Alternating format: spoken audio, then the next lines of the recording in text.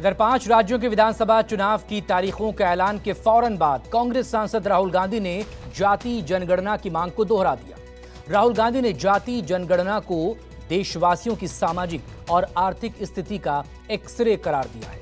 राहुल गांधी ने यह भी दावा किया कि कांग्रेस पार्टी इस काम को पूरा करके ही छोड़ेगी और आने वाले समय में इकोनॉमिक मॉडल इसी आधार पर बनेगा। राहुल ने 2 टूक शब्दों में कहा, अगर बीजेपी ये काम नहीं कर सकती तो वो रास्ता छोड़ दे। हमारे 4 चीफ मिनिस्टर्स हैं, 4 में से 3 ओबीसी वर्ग के हैं। बीजेपी के 10 चीफ मिनिस्टर हैं, 1 ओबीसी वर्ग के हैं।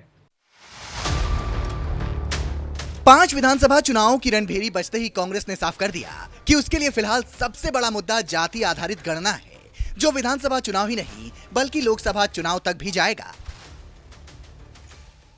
हमारे 4 चीफ मिनिस्टर्स हैं, 4 में से 3 ओबीसी वर्ग के हैं।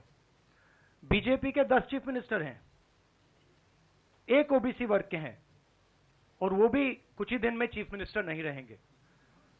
तो बात बहुत होती है ओबीसी की, मगर नरेंद्र मोदी जी को यह बताना है कि ओबीसी के लिए आपने किया क्या। मैंने पार्लियामेंट में उदाहरण दिया कि 90 अफसरों में से 3 अफसर ओबीसी वर्ग के हैं। नरेंद्र मोदी जी ने उसके बारे में कुछ नहीं बोला। उन्होंने यह भी नहीं बोला कि हां यह गलत है, उन्होंने बोला, एक शब्द नहीं बोला। मतलब उनके लिए यह एक्सेप्टेबल है कि हिंदुस्तान में जिनकी शायद 50% आबादी है अप्रोक्सीमेटली, उनका सरकार को चलाने में कोई भी हक ना हो। तो ये तो सच्चाई है, रियलिटी है।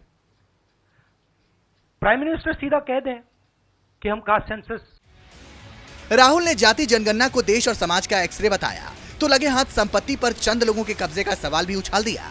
लेकिन सत्ताधारी बीजेपी ने पूछ ही लिया कि अगर ये एक्सरे इतना ही जरूरी था तो फिर कांग्रेस की पिछली सरकारों ने क्यों नहीं किया। किसी को चोट लगती है, अस्पताल में पहला काम होता है, भैया देखिए एक्सरे कराते हैं, पता लगाते हैं क्या है, सच्चाई क्या है। हमें लग रहा है कि हिंदुस्तान में जो भागीदारी ओबीसी की होनी चाहिए, दलितों को होनी चाहिए, आदिवासियों की होनी चाहिए, हमें लगता है कि वो उनको नहीं मिल रही है। सस्पिशन है।